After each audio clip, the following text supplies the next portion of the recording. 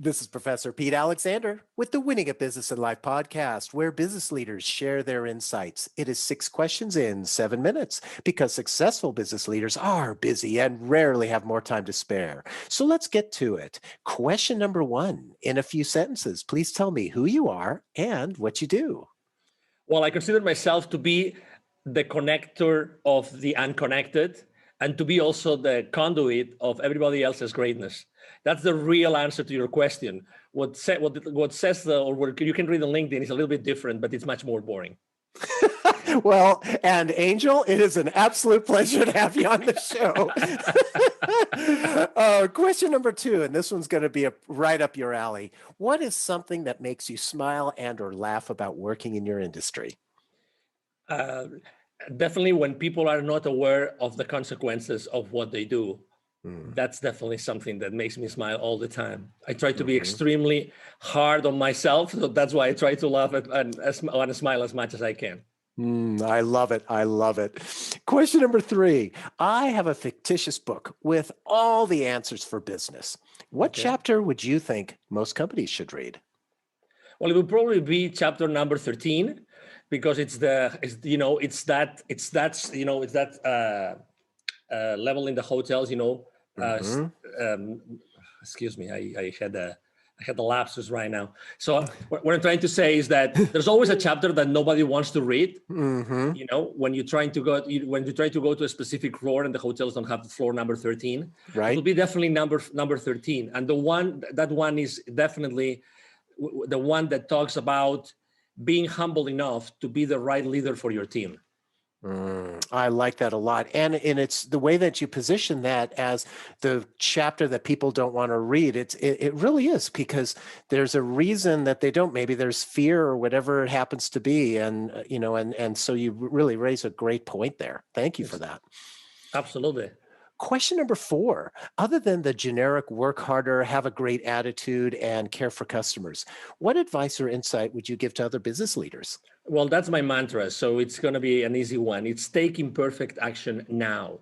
Take imperfect action now. I think that we are actually raised, we grow up being too hard on ourselves, as I said before, and we have to take too many precautions in order to do something and to show this to the world.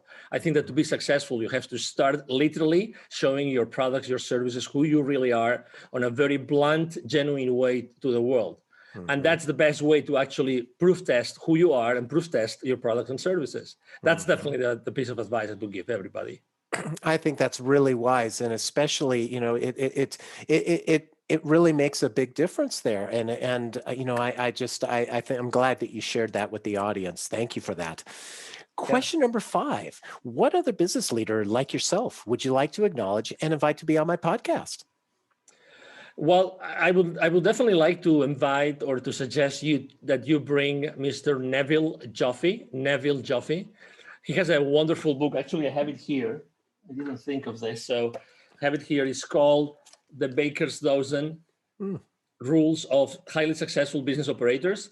This is a book that has not been published. It has been actually made in a very specific way with contributions of hundreds of C-level executives.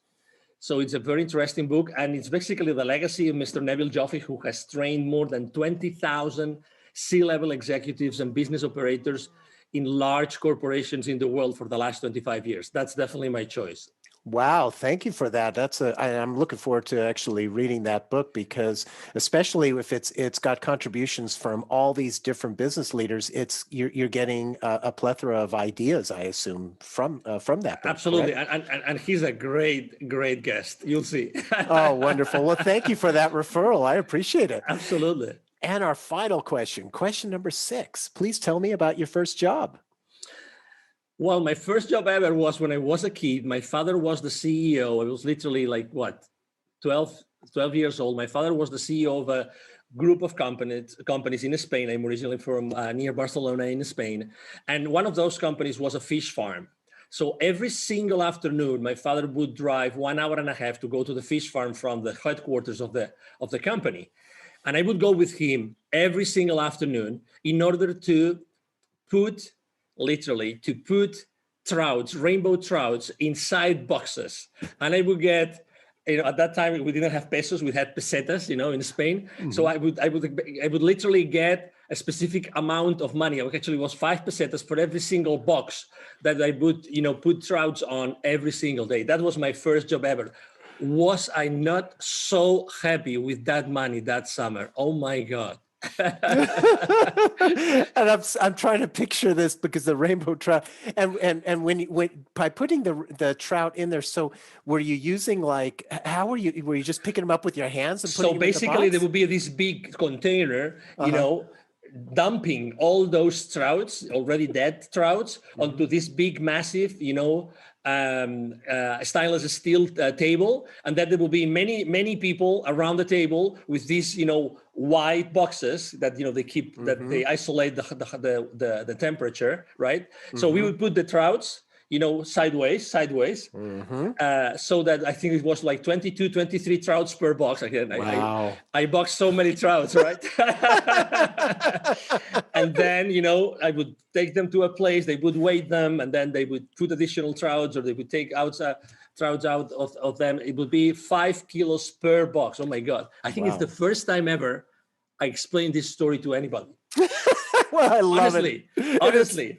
And the visual is so great as well. So thank you for sharing that. And Angel, thank you so much for being on the show. How can people find you? Oh, thank you very much. Very easy. Obviously, you can go to these boring places as in LinkedIn and everywhere else. But I would say send me an email. I have either myself or my team. We always have time to respond. It's very easy. It's Angel, spelled like in Angel from Heaven, and then at angelrebo.com. Rebo is my last name. It's spelled like RIB as in boy O. So it's Angel at angelrebo.com.